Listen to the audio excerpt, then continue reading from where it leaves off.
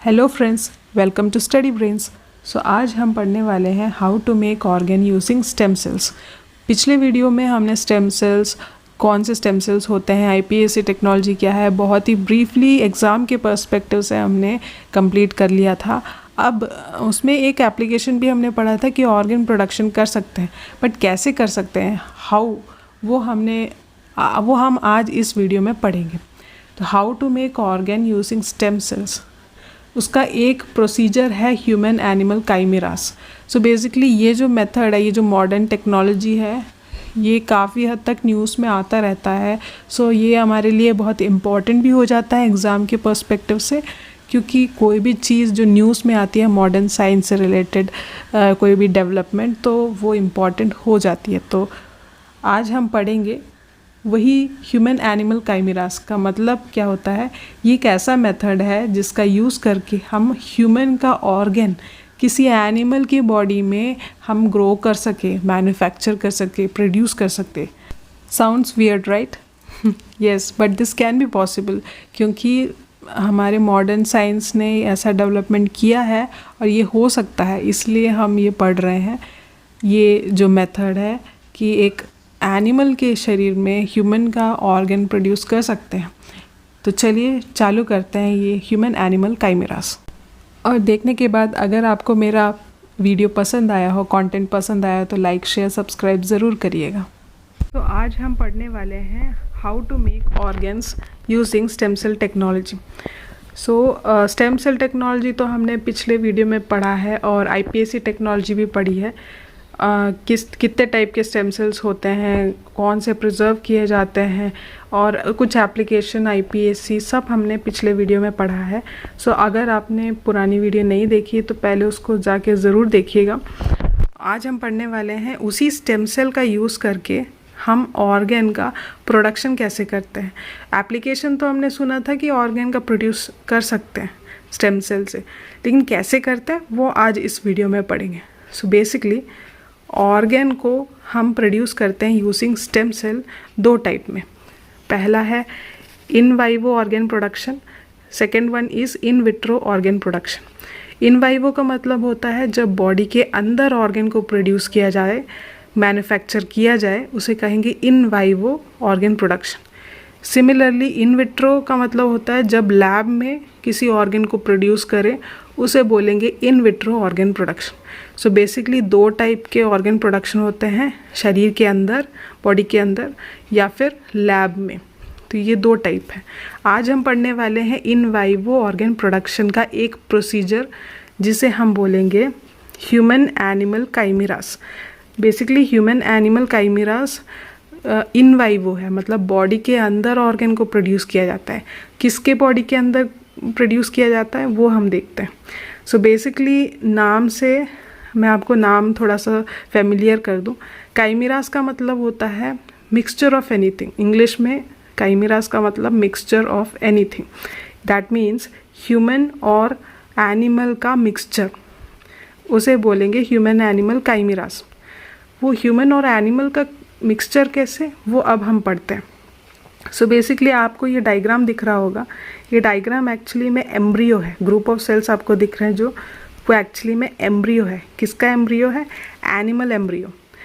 So basically मैंने दो animal सुने हैं जिसका यूज़ करते हैं ह्यूमन एनिमल काइमेरास में। यहाँ पे मैंने गोट लिया है, पिग भी ले सकते हैं। सो यहाँ पे हम कंसिडर कर रहे हैं गोट। सो गोट का एम्ब्रियो है ये वाला डायग्राम।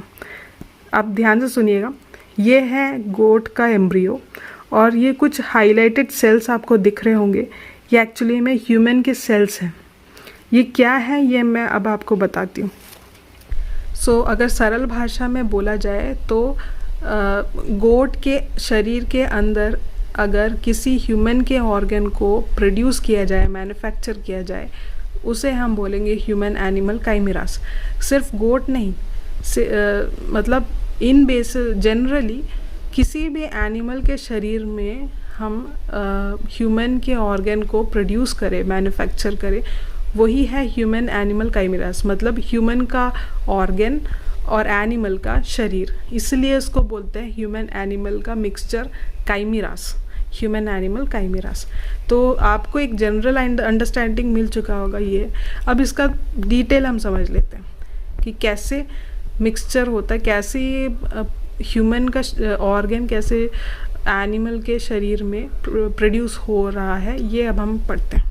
सो अब मैं एक एग्ज़ाम्पल लेके आपको समझाऊंगी, तभी आपको अच्छे से बहुत अच्छे से समझ में आ जाएगा कि मान लीजिए किसी इंसान को कोई ऑर्गन चाहिए, मान लो ट्रांसप्लांटेशन के लिए कोई ऑर्गन चाहिए। फॉर एग्ज़ाम्पल हम यहाँ पे ऑर्गन लेते हैं लिवर।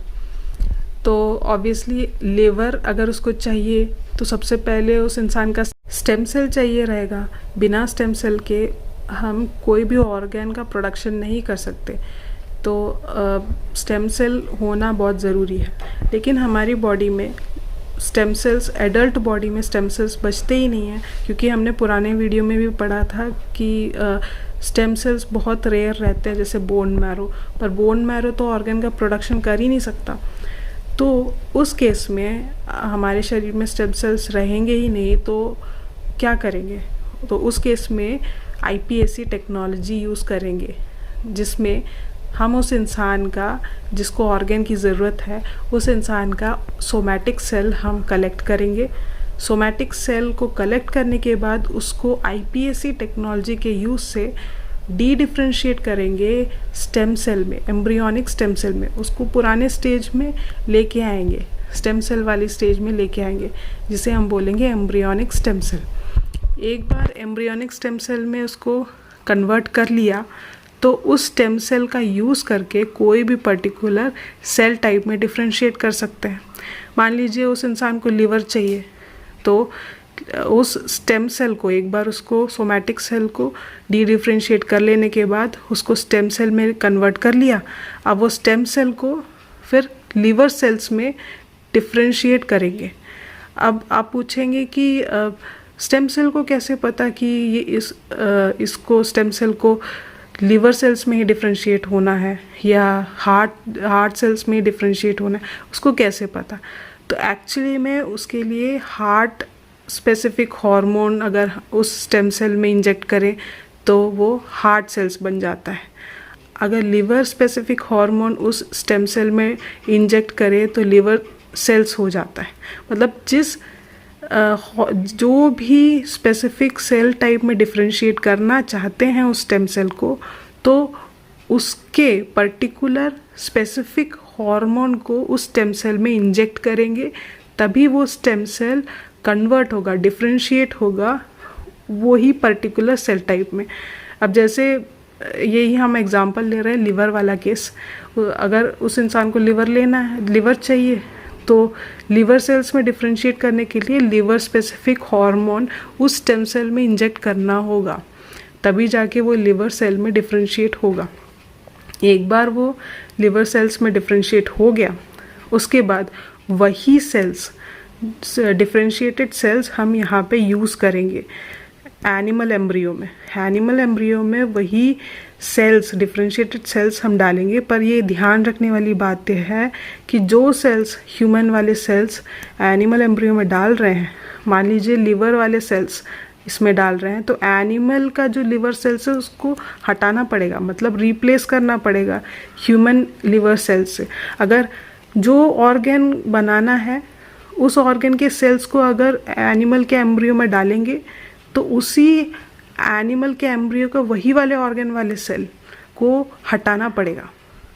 यहाँ पे लिवर अगर हम बना रहे हैं तो लिवर वाले सेल्स ह्यूमन के अगर डालेंगे तो जो एनिमल का जो एम्ब्रियो है उसका लिवर वाला सेल हटाना पड़ेगा, उसकी जगह पे रखना पड़ेगा ह्यूमन वाला सेल को। I hope you are understanding. So यहाँ पे हमने ह्यूमन iPSC, मतलब ह्यूमन iPSC टेक्नोलॉजी वाले सेल को ऑर्गन स्पेसिफिक हार्मोन के साथ इंजेक्ट करके इस एनिमल एम्ब्रियो में डाल दिया, पुट कर दिया, और उसके जो सेल्स हैं, जो पर्टिकुलर सेल है उसको रिप्लेस कर दिया इस ह्यूमन वाले iPSC सेल से। ठीक है, अब ये जो एम्ब्रियो डेवलप हुआ है इसको फिर इम्प्लांट करेंगे गोट के वूम्ब में, मतलब मदर गोट जो है उसके वूम्ब में इम्प्लांट करेंगे।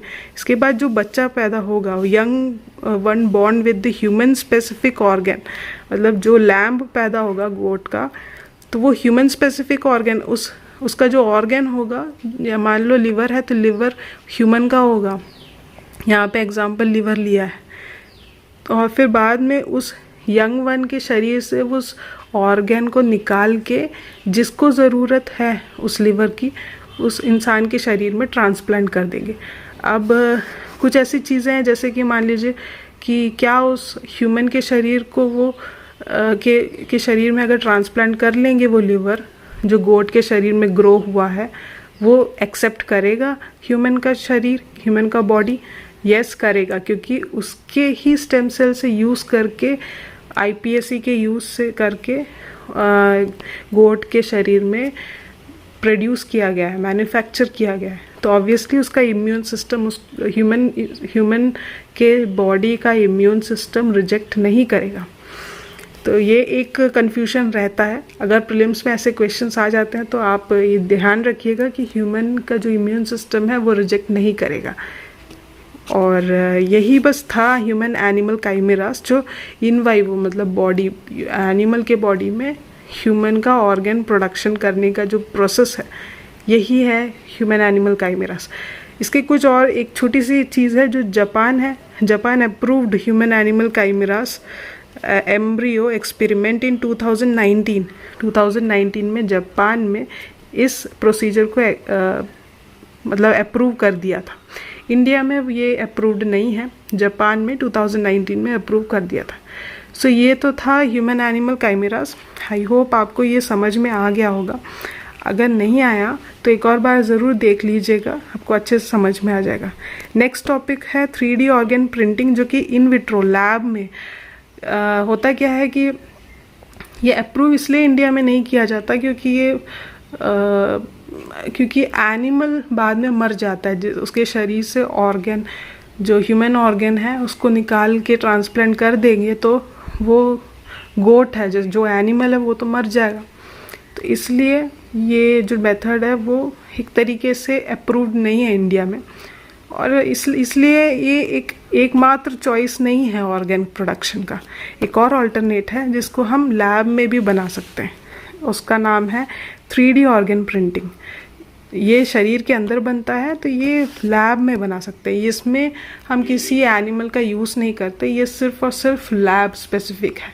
तो ये हम नेक्स्ट वीडियो में पढ़ेंगे। अभी के लिए, आज के लिए बस ये वाला टॉपिक मैं आपको समझा रही थी। आई होप आज का वीडियो आपको अच्छा लगा होगा। अगर अच्छा लगा हो तो प्लीज़ लाइक, शेयर और सब्सक्राइब ज़रूर करिएगा मेरा चैनल। और यही एक छोटा सा मोटिवेशन होता है ताकि बेहतर से बेहतर कंटेंट आपको प्रोवाइड करके दूं।